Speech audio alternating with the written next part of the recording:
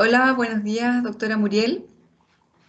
Respecto a lo del COVID, seguimos preocupados ante el avance de la enfermedad, de lo que está pasando en Chile, en el mundo, y tenemos más preguntas que quisiéramos hacerle a través del Observatorio.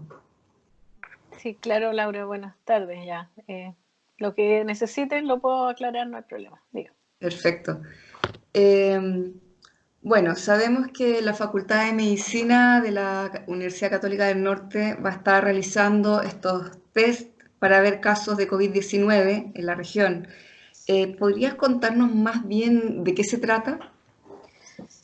Claro, desde hace ya 2 o 3 semanas que la Facultad de Medicina logró contactar con el Ministerio de Ciencia y Tecnología, quienes han financiado el mejoramiento del laboratorio de biología molecular que funcionaba en la facultad, de manera de darle un mayor grado de bioseguridad y poder contar con todas las indicaciones técnicas para elaborar las muestras y procesar las muestras clínicas, porque este laboratorio estaba siendo usado para investigación, pero no para muestras clínicas.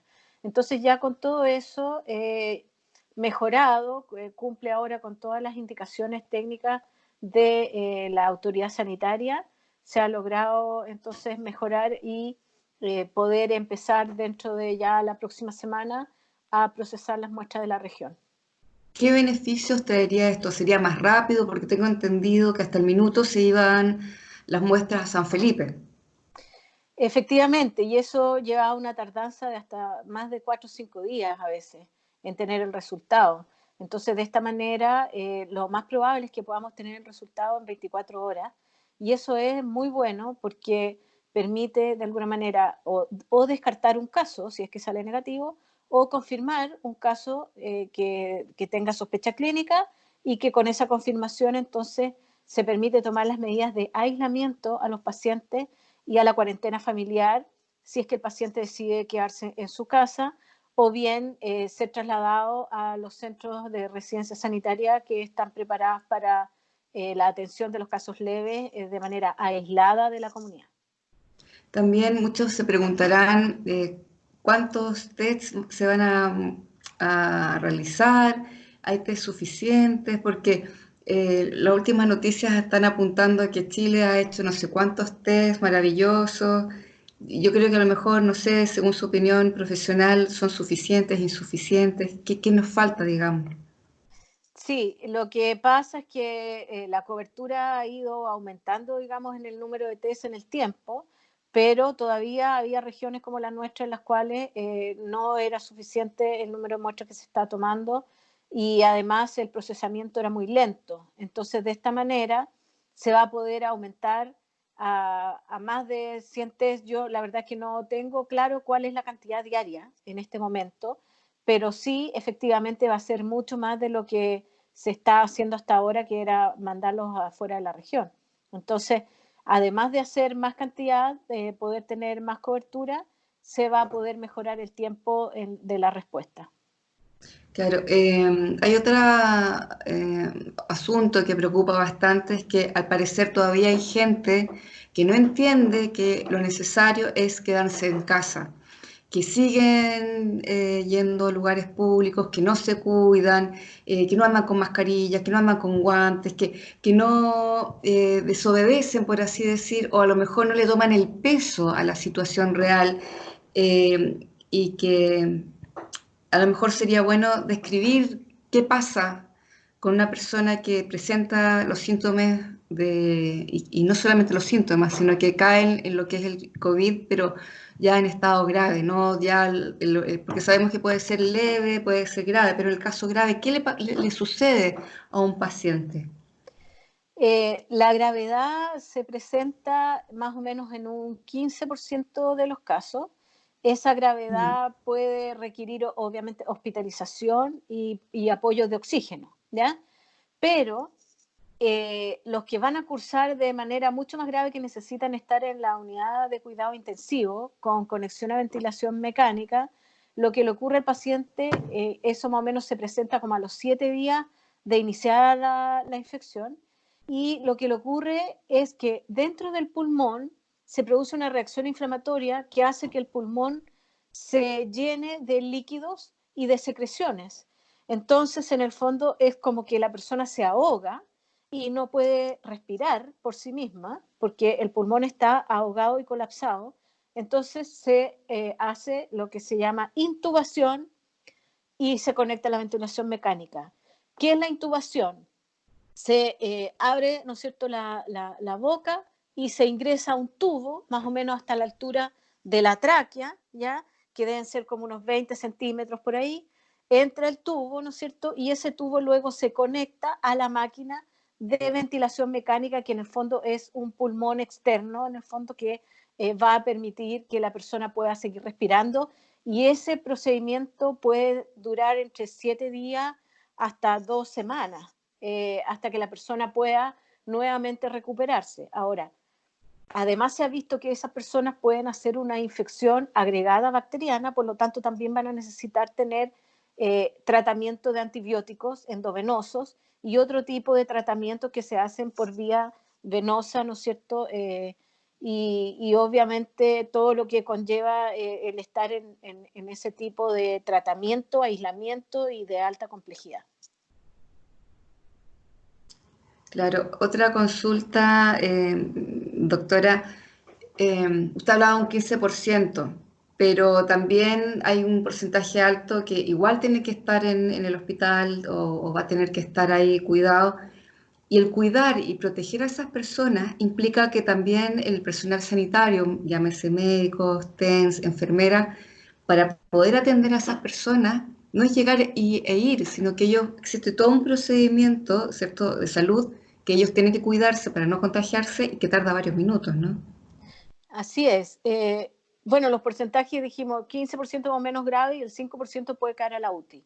Dentro de eso, las personas que tienen que atender a estos pacientes efectivamente necesitan estar protegidos, mucho más que lo que una persona de salud, ¿no es cierto?, un personal de salud, un funcionario está atendiendo a una persona normal o con un resfrío, digamos. En este caso, hay que usar todo un equipamiento que se llama elemento de protección personal, que consiste en un buzo completo, cubre zapato, bata, pechera, además doble guante, mascarilla, máscara facial, ¿ya? Gorro, y la persona se demora alrededor de 15 minutos en vestirse, luego hace el procedimiento desde la toma de muestra o la atención que tenga que hacer ahí mismo con el paciente, qué sé yo, y tiene que desvestirse de una manera tal en que no se contamine. Por lo tanto, en ese procedimiento también se requiere mucho tiempo y atención para poder ir sacándose una a una las prendas, evitando la contaminación propia y obviamente después terminar con higienización completa del cuerpo y lavado de manos. ¿Qué le diría usted todavía a esas personas que parecen no tomar conciencia de que estamos frente a una pandemia? Eh, Mira, en realidad este virus es demasiado contagioso, ¿ya? Efectivamente hay personas que creen que no les va a tocar y puede que a lo mejor les toque de una manera leve, pero más de algún familiar tendrán con factores de riesgo, o fumadores, o asmáticos, diabéticos, personas mayores, etcétera. Y aunque la persona joven no se enferme o le dé como un resfrío leve, se lo puede transmitir a algún ser querido que tiene estas condiciones de riesgo, ¿ya? Eh, si no se toma ninguna medida, ¿qué es lo que ocurre? Ocurre una expansión exponencial, ¿no es cierto?, de la cantidad de casos. Entonces, una persona contagiada tiene la capacidad de generar 2 casos nuevos cada 3 días. Y eso significa que un contagiado, ¿no es cierto?, en 3 días más se va a transformar en 2, en 6 días más van a ser 4, en 9 días más van a ser 8 y así sucesivamente. Y en 2 semanas ya se generan 64 casos y en 3 semanas se pueden generar más de 250 casos. Y esa es la importancia que tiene, ¿no es cierto?, el quedarse en casa, el aislarse y el cumplir las cuarentenas para evitar toda esa expansión exponencial. Porque de esos casos va a haber este porcentaje, 15 o 5%, que van a caer a ventilación mecánica y cuando esa masa de personas contagiadas sea muy grande, el 5% es un número que supera con creces la capacidad que tenemos para la atención en unidades críticas. Muchas gracias, doctora. Por último, otro asunto que usted crea que es importante tratar? Yo diría que en esta situación lo principal es tomar la conciencia de que las decisiones individuales que tomemos, cada uno de nosotros, va a afectar a los demás, ¿ya? Yo creo que todavía no hay conciencia de eso. Si la persona que le dicen que está en cuarentena, que tiene que quedarse en su casa, sale a trabajar, sale a comprar, sale a pasear el perro, lo que sea, está poniendo en riesgo la salud de otros. Si a esa persona le dicen que se quede en su casa en cuarentena, es por algo, ¿ya? No es por molestarlo, por decirle que es encerrado, no, es por algo, es para proteger a otro. Y luego, si en ese hogar no están las condiciones para cumplir con el aislamiento, lo mejor es aceptar la posibilidad de quedarse en una residencia sanitaria. Ahí va a tener el cuidado. Si la persona vive sola, por ejemplo, en su casa, si se enferma más grave, no va a tener a quien llamar y que lo lleve al servicio de salud, ¿ya? Y si en su casa hay personas que tienen los factores de riesgo que dije recién, obviamente lo más probable es que los contagie y puede a la abuelita, ¿no es cierto?, una persona mayor, un asmático, puede hasta fallecer. Y eso es lo que hay que tomar conciencia, ¿ya? Perfecto. Bueno, muchas gracias por esta entrevista. Muchas gracias a ti, Laura. Gracias. Hasta luego.